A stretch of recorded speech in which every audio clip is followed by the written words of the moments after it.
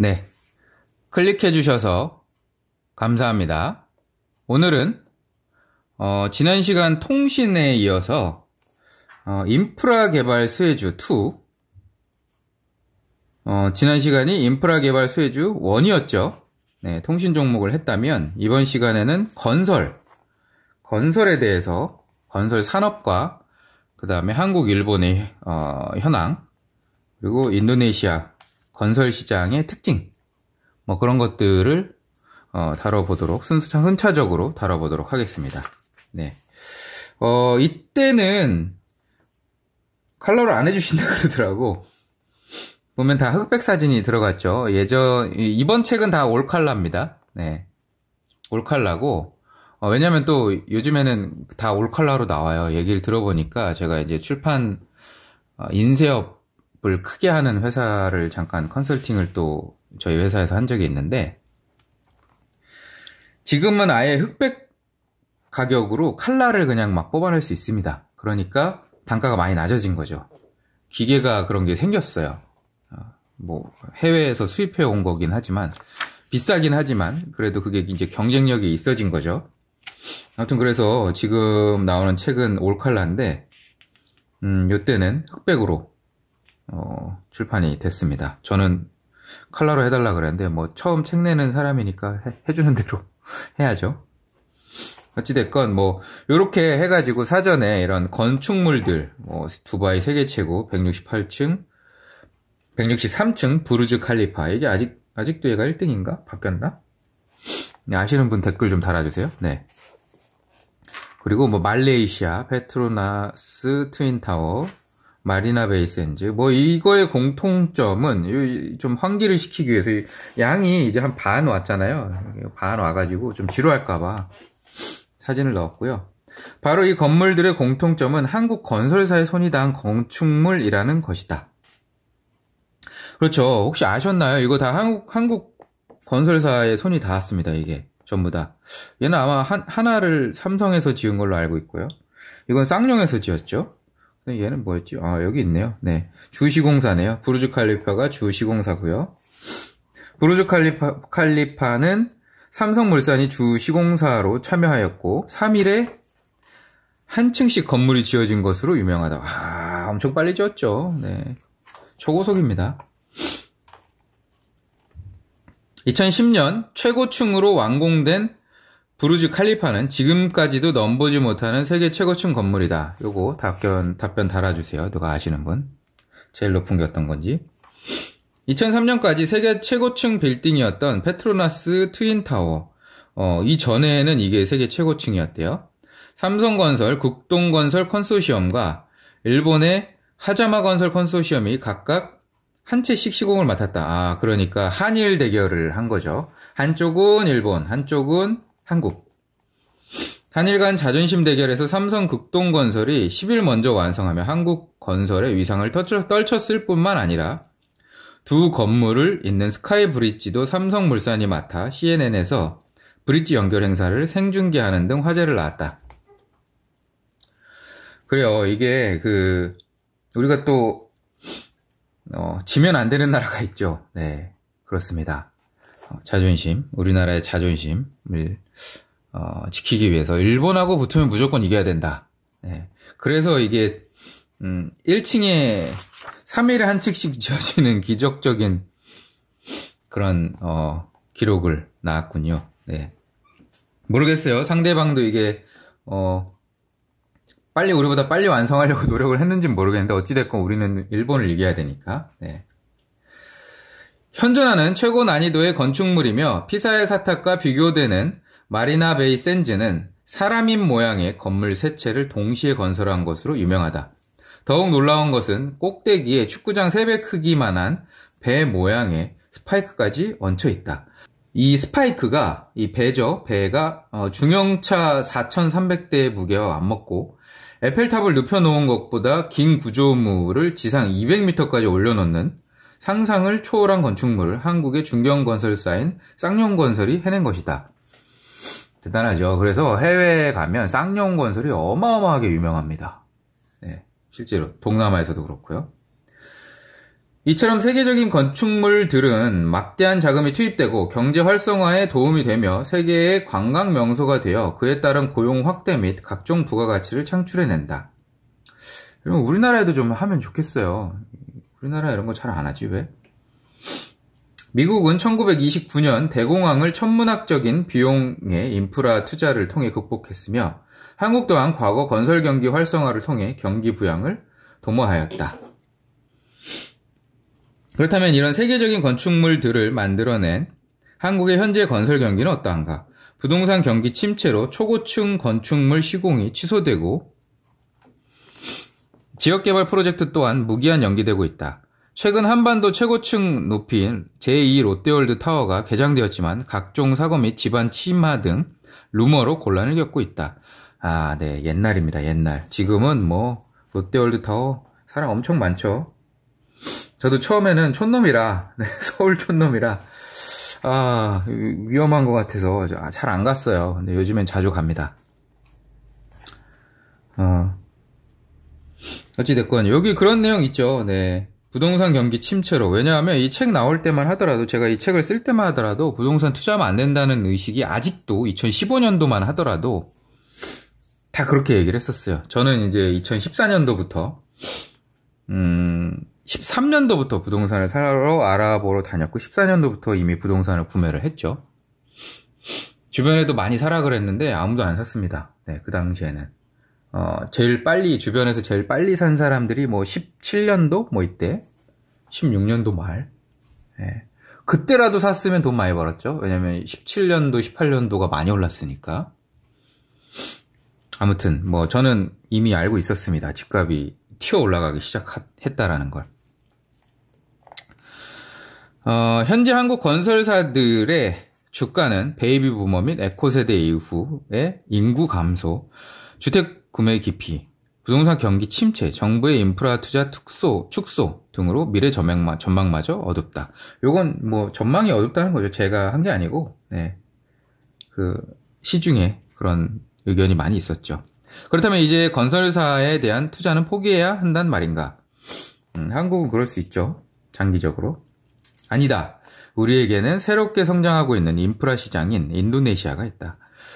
2015년부터 2019년까지 진행하는 인도네시아 중기 인프라 발전 계획 RPJMN을 보면 전력, 수도, 도로, 항만, 대중교통, 통신 등의 다양한 투자가 활발하게 이루어질 것으로 계획되어 있다. 우리나라도 이러한 국가 발전 계획에 따라 성장해 왔으며 정부에서 적극적인 인프라 투자에 힘쓰면서 건설사의 성장이 두드러졌다. 우리의 경험과 과거 일본의 역사를 보고 그대로 인도네시아에 적용하면 되는 것이다. 한국 건설 종목 변화를 살펴보기에 앞서 우리보다 먼저 잃어버린 20년을 보내고 있는 일본의 건설 종목은 어떻게 변해왔는지 살펴보자. 사실 이렇게 비교하는 일본 기업들을 저도 처음 다 찾아보는 거예요. 이 글을 쓰기 위해서, 이 책을 쓰기 위해서 일본 기업들에 대한 리서치, 일본 산업에 대한 리서치를 처음으로 다 한 겁니다. 일본 최초 건설사인 시미즈는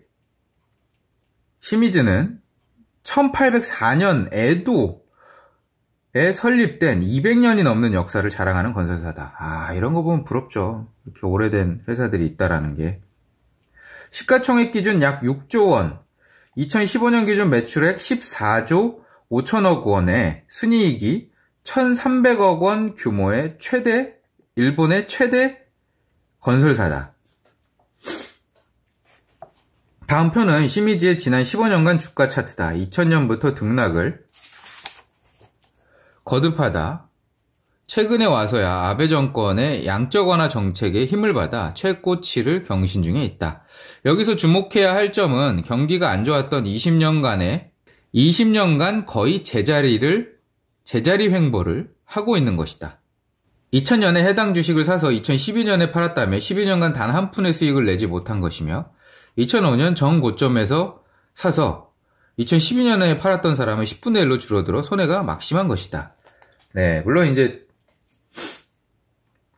말이 그렇다는 거고 그 배당금을 받긴 받았겠죠. 네.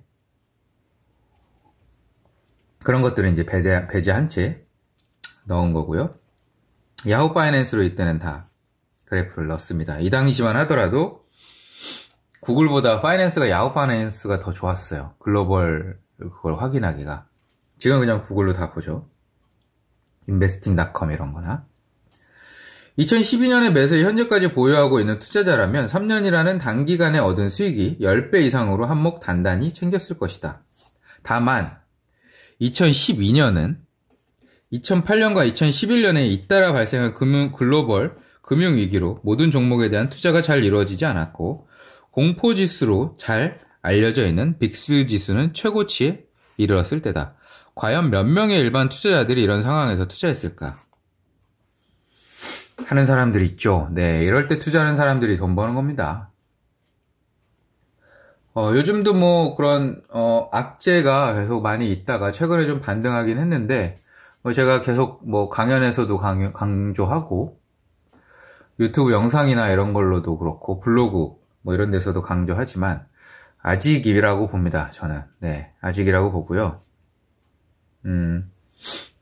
모르겠어요. 시점이 언제가 될지 모르겠지만 한번 또 크게 무너지는 시점이 올 겁니다. 불확실한 상황 안 올 수도 있습니다. 네.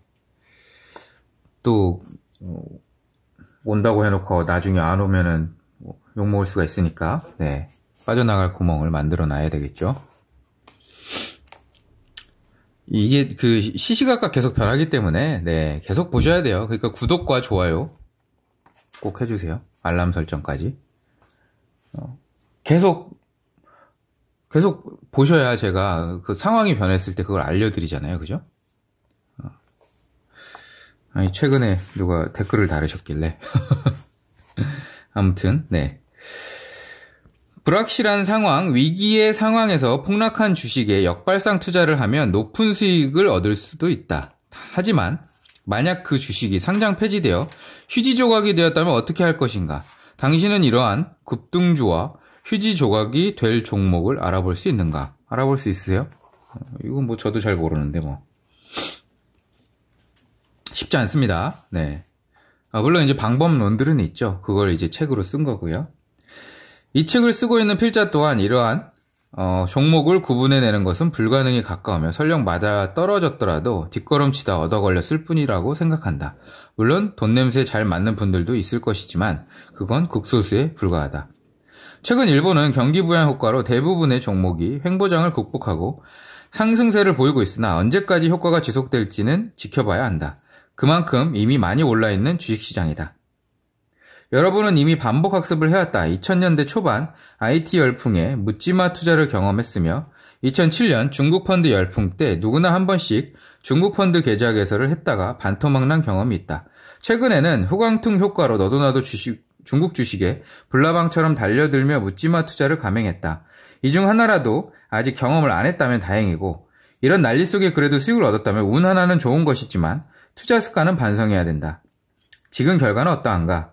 이제 반성하는 자세로 한국의 대표 건설사인 현대건설의 주가 흐름을 살펴보자.